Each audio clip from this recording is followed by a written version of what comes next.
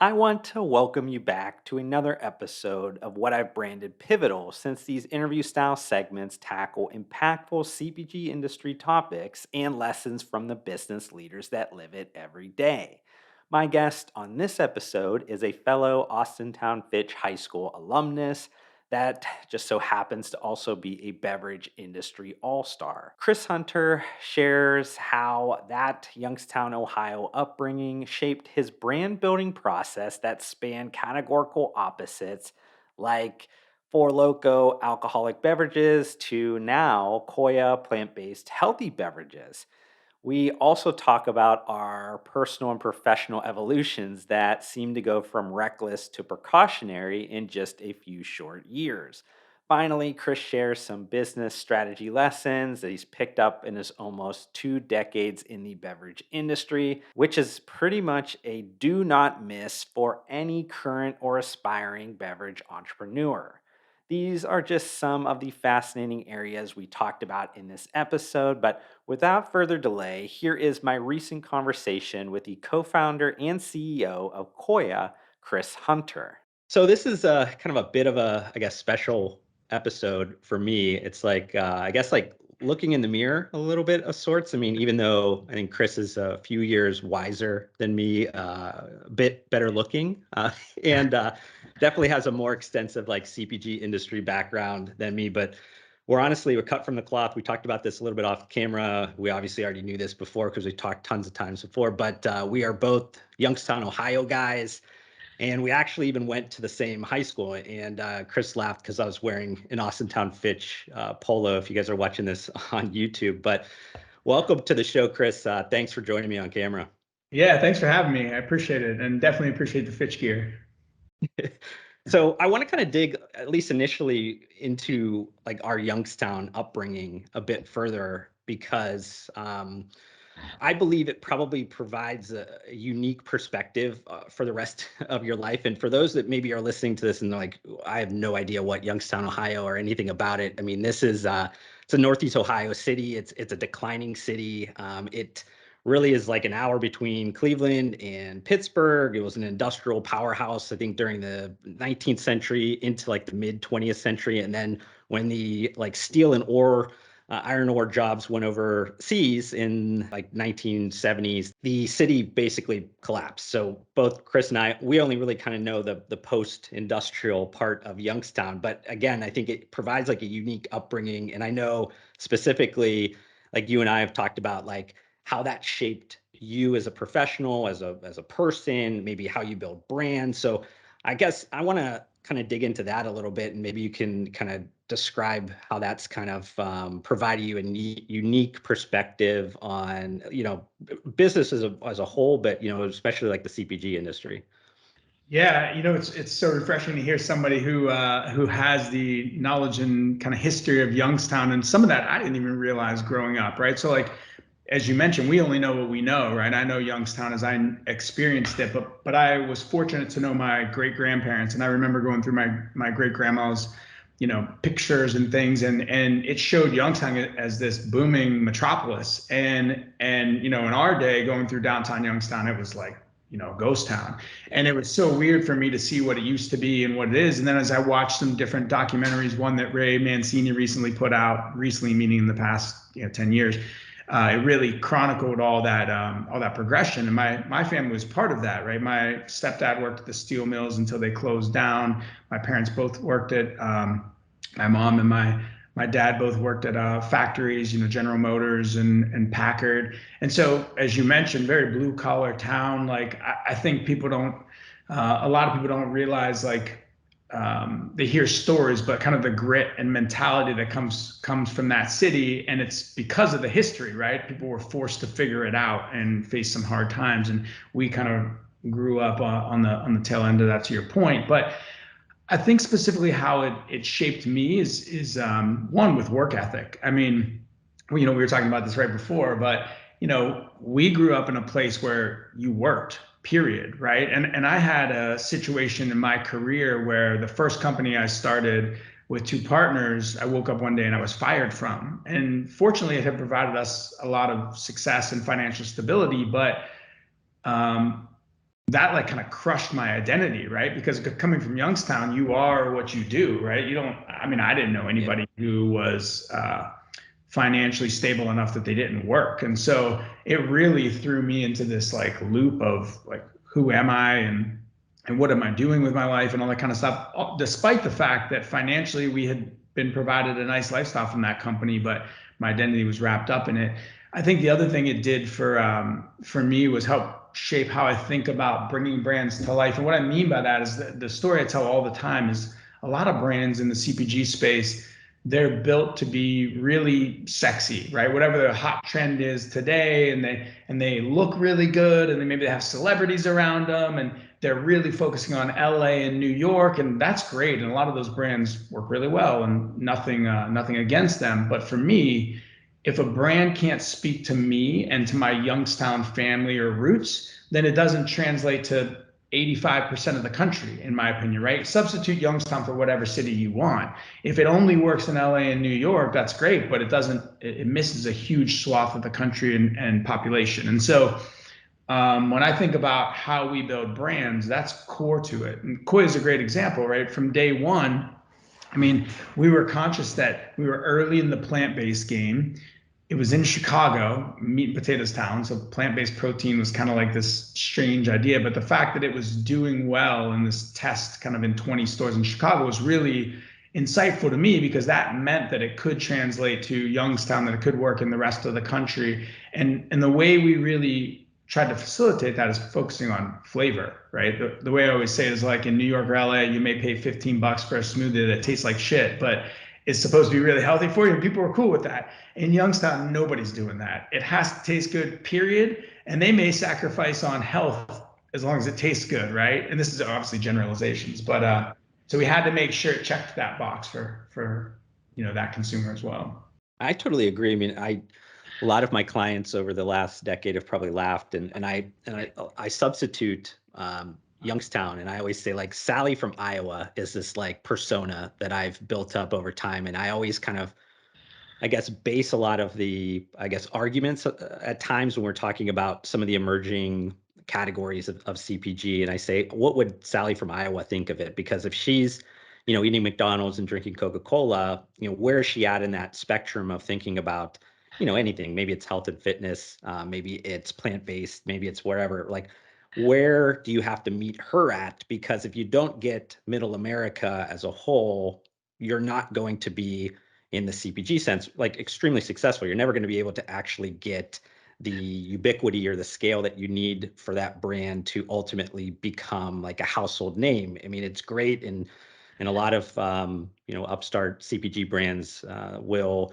brag about getting into Erewhon, or getting into these great super premium retailers in one side of the country or another, and they think, hey, we're doing something. But ultimately, I think CPG, when it's done at its best, or at its purest, is how do you reach the most amount of people with the kind of best product you can at a price that they're willing to pay for. I mean, that's kind of how I've always approached it. And maybe that again is a longstanding, kind of history of Youngstown, and how I always think, hey, would my mom or would my grandma or would my friends, appreciate this? And if the answer is no, or would they even understand it, then I know there's a lot of work to do somewhere in that business to get that business to kind of relate to those people. Because again, I think that's ultimately where you want to progress that business at, if you want to be, one of those upper echelon, CPG brands. Totally, I agree. It depends on where you want to be, right? And I always use adaptogens and mushrooms as an example, right? I remember, gosh, I want to say it was 8, 10 years ago, before I moved from Chicago, and in the Whole Foods in Lincoln Park, they were putting reishi on their coffee menu.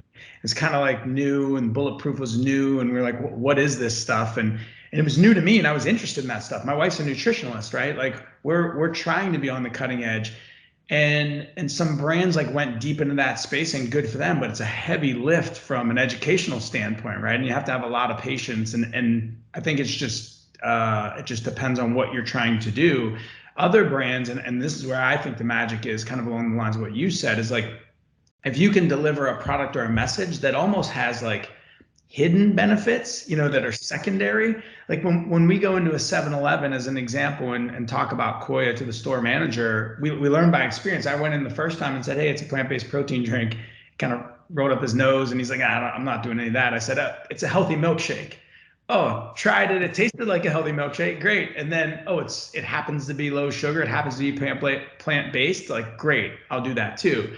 So I feel like that is to me, that's kind of the secret sauce. And there's brands that are doing it really well. I'll just keep using beverages because it's obviously the world I live in right now. But, Poppy's a good brand that I think of in the functional soda space. Yeah. The key ingredients in there is apple cider vinegar, but it's rarely talked about. I love it for that fact, but most of the people that come and visit us and drink Poppy just think it's a better pop.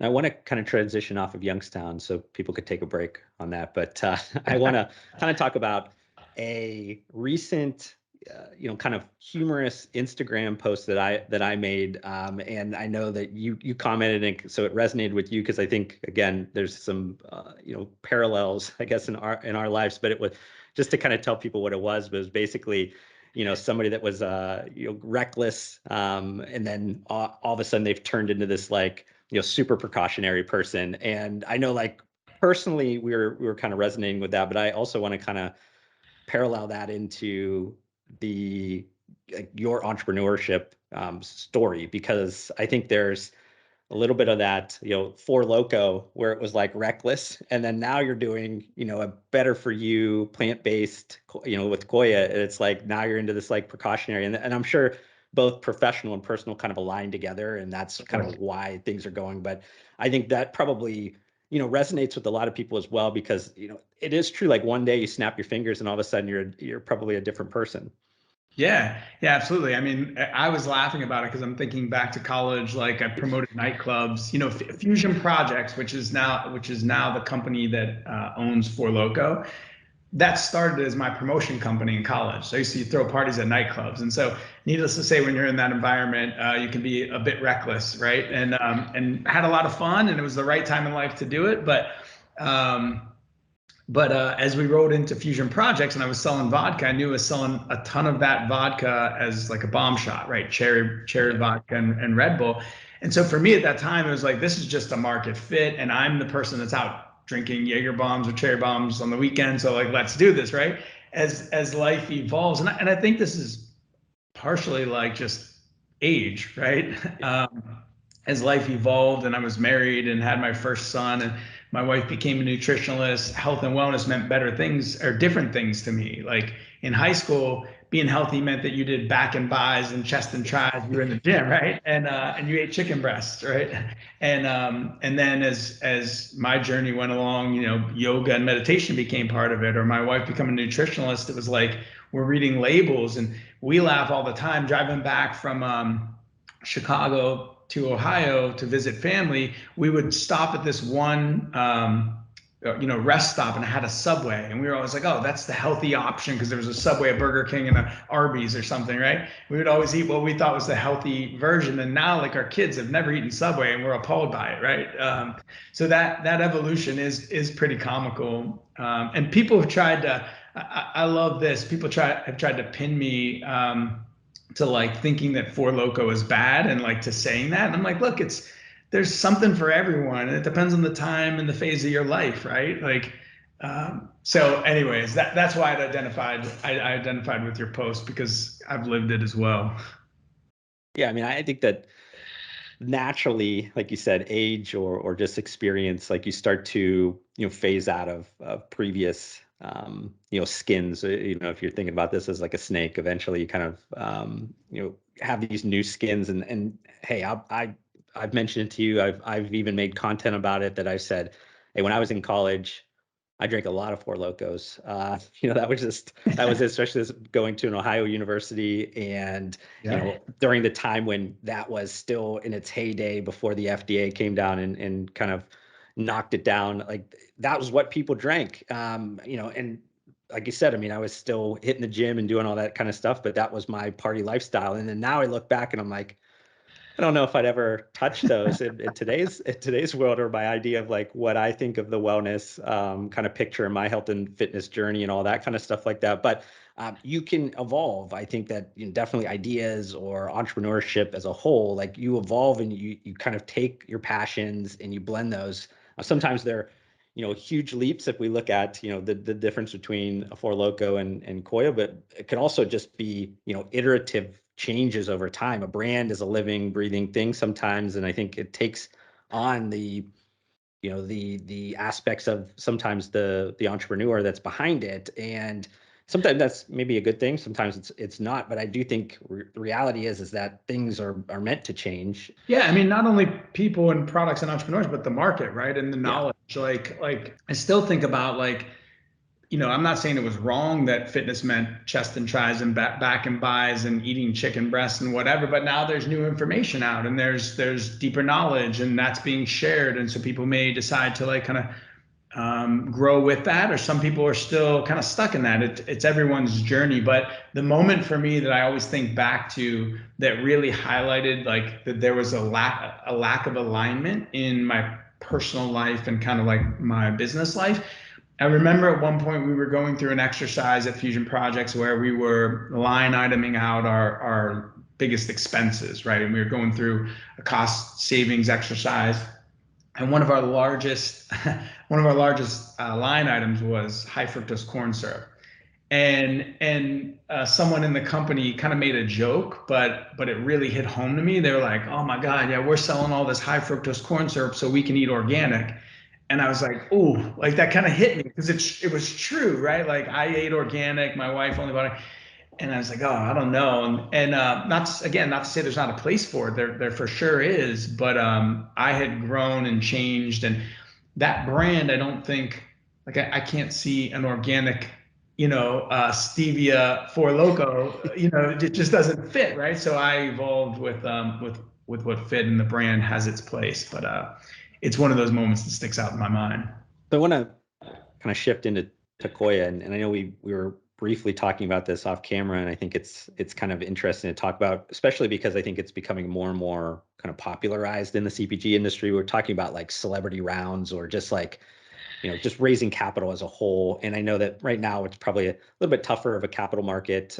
People are going to get in it, but that everything goes in cycles. The allure of having A-listers on your cap table or just, high profile, VCs or private equity firms are also always going to be attractive in the CPG industry, especially we're talking about beverage. It's very expensive to build a beverage brand, especially when you're in those early days and trying to get scale and cost efficiencies and everything like that. And I know like you raised a recent round that had like a ton of star-studded like A-listers. I mean, I'll list a few, and I think there's probably dozens more that were on that cap table, but like Kevin Hart, The Weeknd, I think Chris Paul, Kyler Murray, like I said, so many more. But like, what went into that, I guess, decision to raise capital from, I guess, celebrities, musicians, athletes, and then I guess on the flip side, like, what was, I guess, some exciting aspects, but also some, things that you realized, challenges that, kind of came up through that process? Yeah, so we talked about probably in like year two with Koia, we're like, do we find someone, celebrity, athlete, combo of the two, whatever, that really fits with Koia and helps us like gain awareness? And we were interested in that, but there wasn't a clear like simple path to do it. There were some groups out there that you could pay a retainer to. They're pretty expensive and try to get your product in front of people.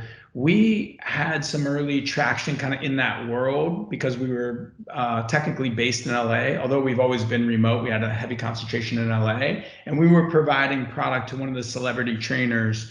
And so he was, had it in his gym, and people would show up on Instagram holding it. Ariana Grande drinking a cinnamon horchata, or Adam Levine.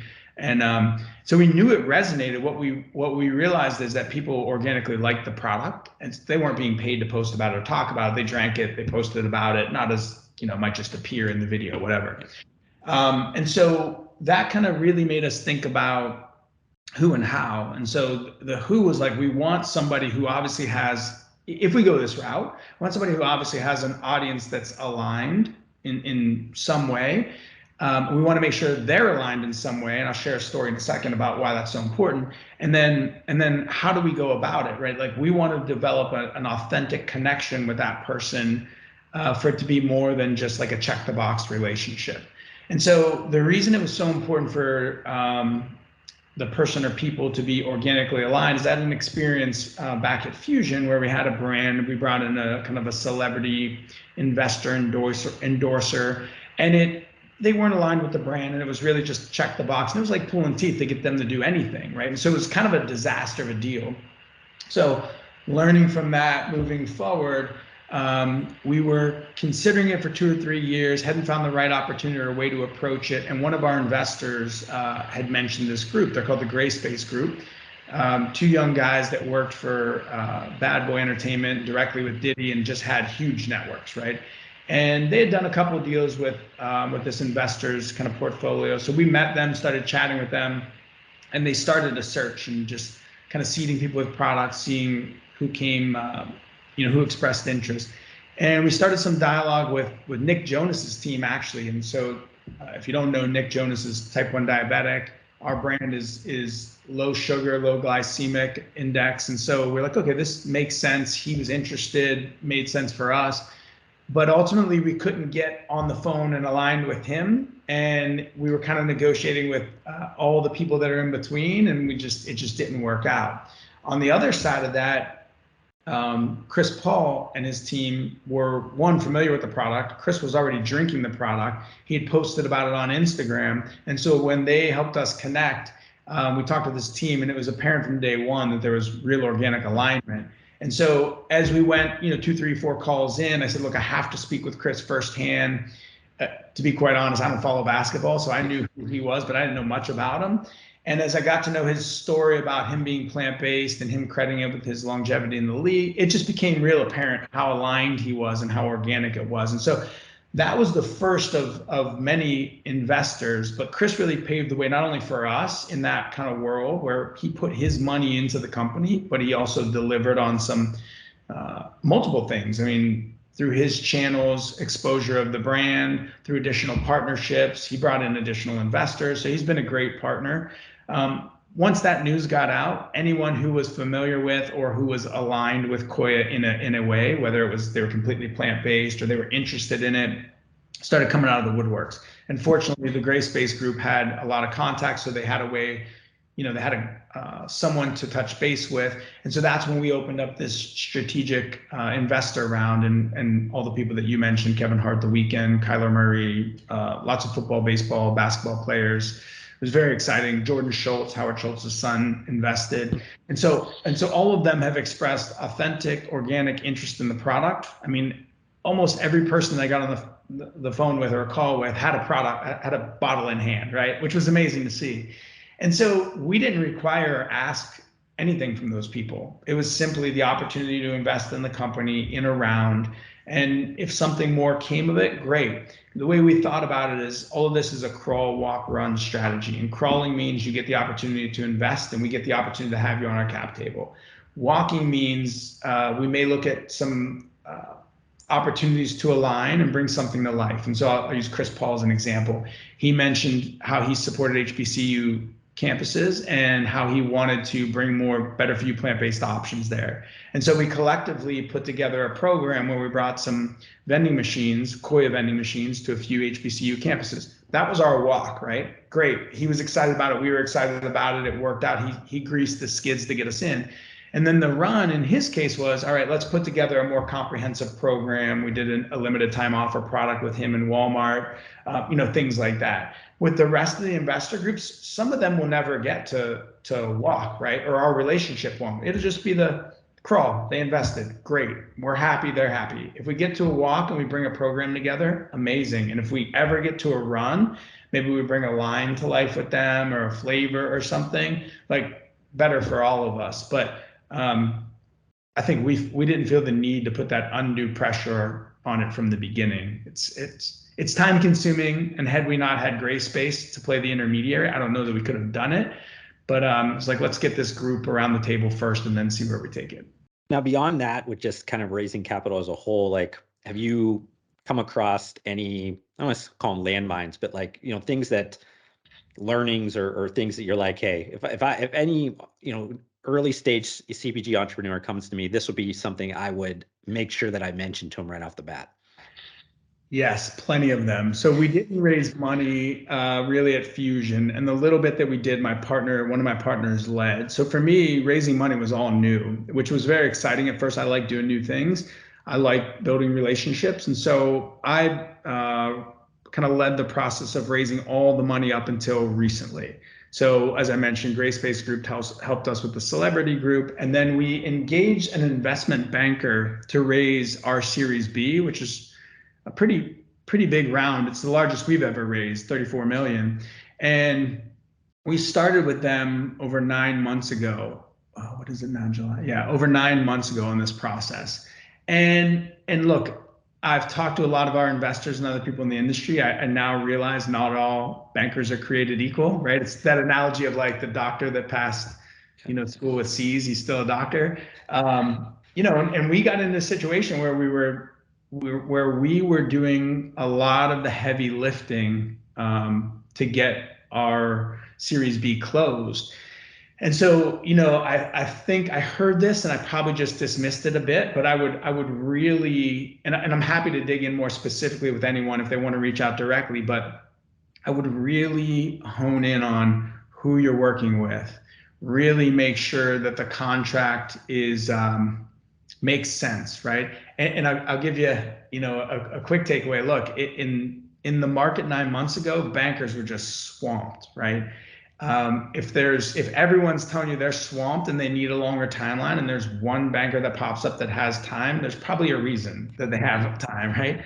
And so these are all learnings in retro that I would share, and I can share more specifically, but it becomes tough. I mean, I thought you just hand all the information over and they go to work. It was incredibly time consuming from my standpoint, from my team's standpoint.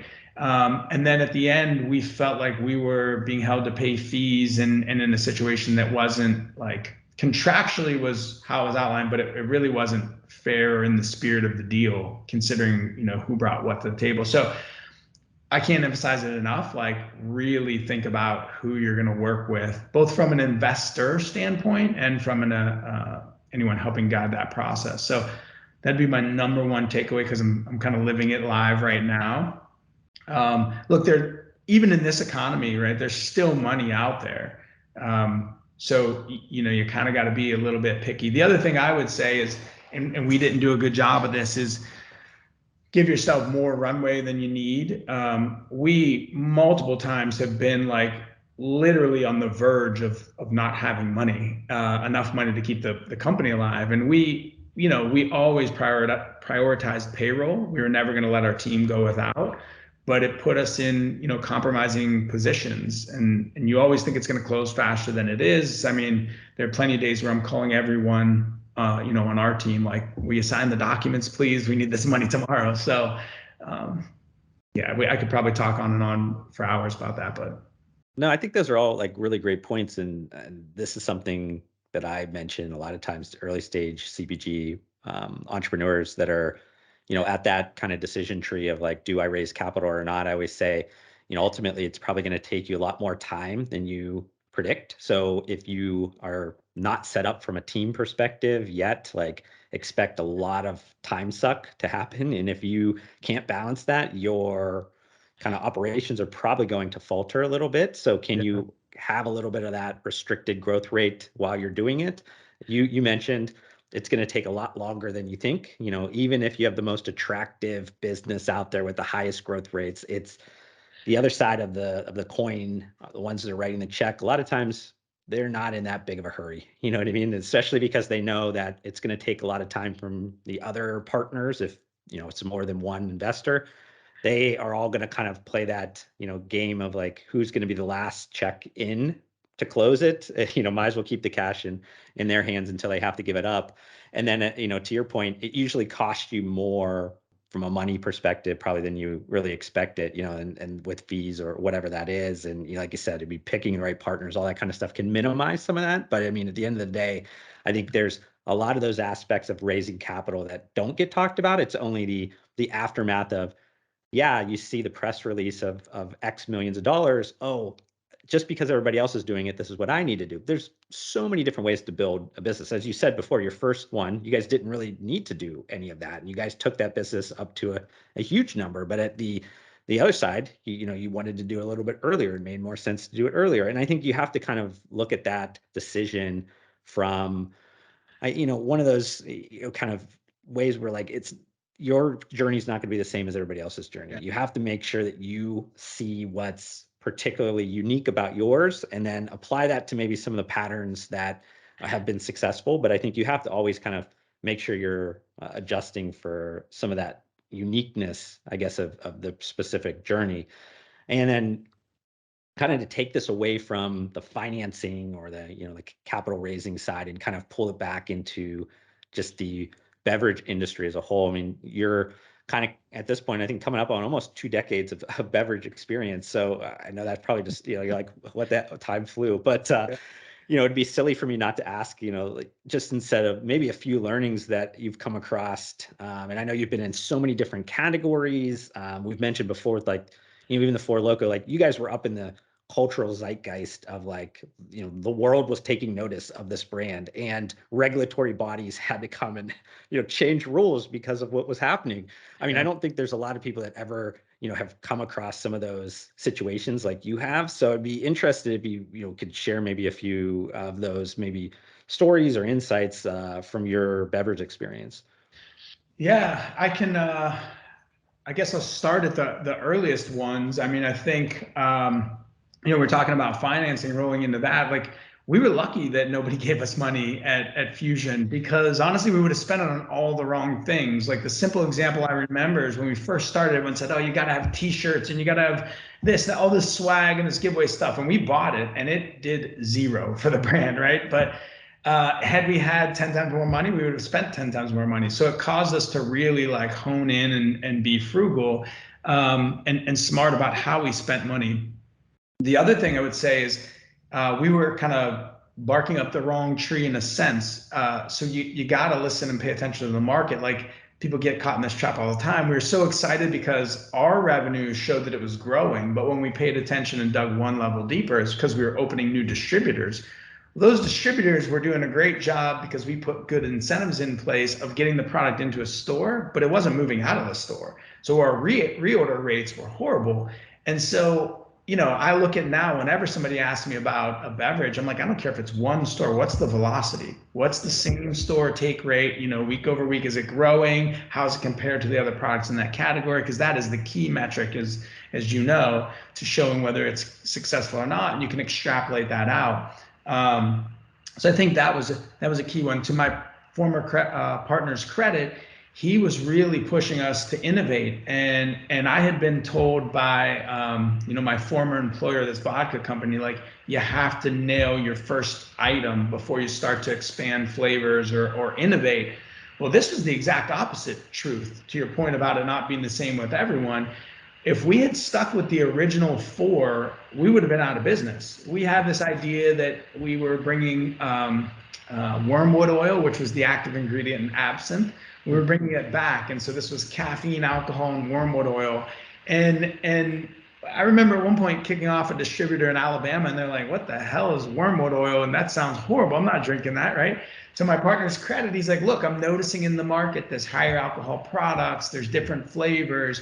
And that literally saved the company. We innovated with 4 Max, we innovated with Four Loko, and that's what hit. Day one, it hit, right? So sometimes, we get stuck to our ideas and try to force what's the saying, a square peg into a round hole. Like, pay attention and don't be afraid to innovate and evolve your brand. I would also say, be careful with that. On the flip side of that, with Koia, everything that we put out was hitting. We went with our proteins and it was an instant hit. We launched our keto line, it was an instant hit. And so you kind of get lulled into, despite the fact that I know better, you kind of get lulled into this mentality of like, oh, anything we launch is going to work. And I went against my own rule that we were talking about earlier, and we went in deep into function. We added cordyceps and all these different things. And we said from day one, our brand isn't the professor, meaning we're not trying to teach everybody about all these new ingredients. Our brand is kind of the attainable, like fun brand that's better for you, right?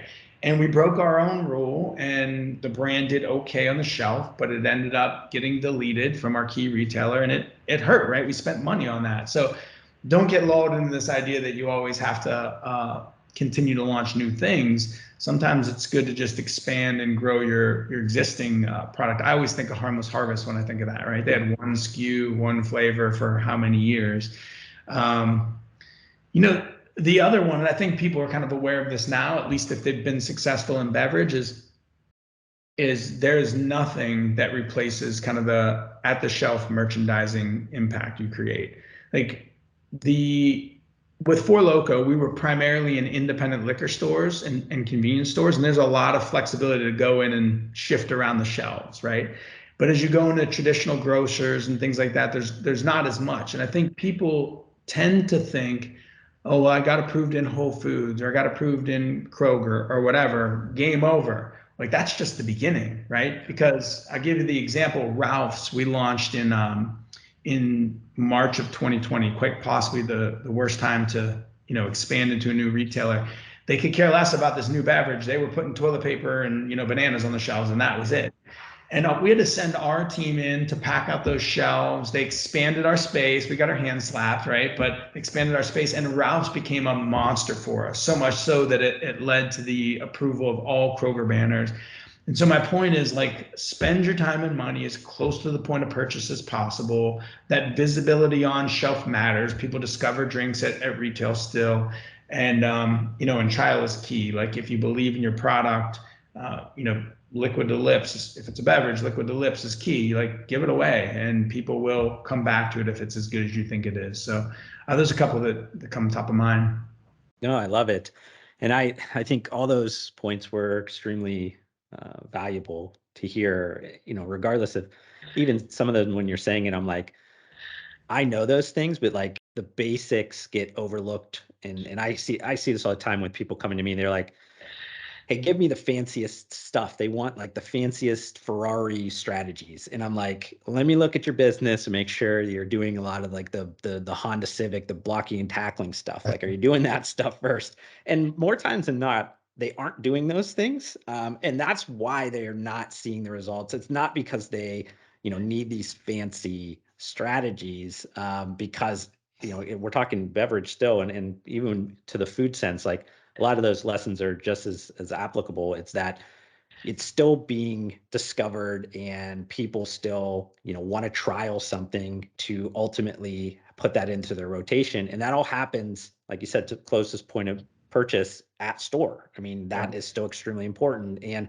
I love the point you brought up in terms of like the merchandising side, because I know that when I'm working with a lot of these like companies that come from maybe nutritional supplements or sports nutrition, and then they do really well with like an energy drink or protein shake or protein bar, so then now they're getting attention from a grocery store or something like that.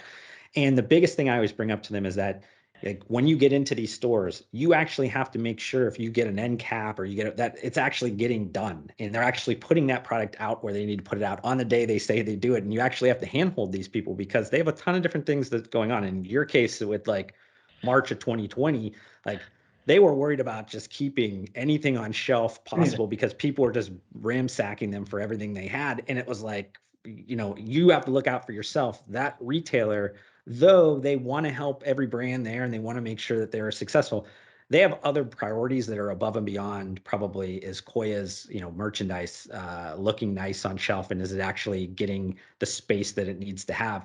That's ultimately, your job, or the, whatever brand's job. And if you don't have the manpower or anything to actually make sure that those things are getting done, you're going to incrementally miss a ton of opportunity that then won't roll into like what you said. I mean, you took care of business, and then Kroger looks at that one banner and goes, man, that thing is killing it. We need to put it everywhere. And then that was the small decision that ultimately led to like this humongous, benefit for your company.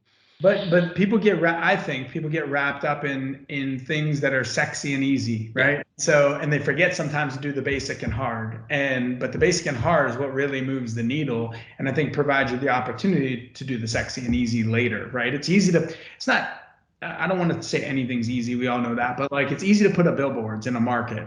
Like it's a one-time thing, approve the design, somebody goes and does it, right? But it's hard to really manage and focus on executing it. Giant Eagle as an example, and make sure you have, the products actually on the shelf. And what might be even harder is to get your team to recognize that. So we as CPG leaders, there's a tendency to think, well, like, I'll give you this example. We got into Walmart. I mean, Walmart, the biggest retailer in the world, right? Everyone thinks their set is 100% integrated with what the planogram says. And of course, they have 100% execution.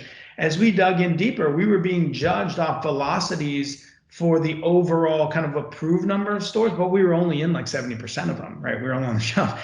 That's a massive difference. So we had to go in, identify those stores, work with our buyer, put feet on the street to change that, both that perception and that reality, right? If you judged us on the stores we actually had distribution and we were doing great, and if we can fill those gaps, we'll collectively do even better.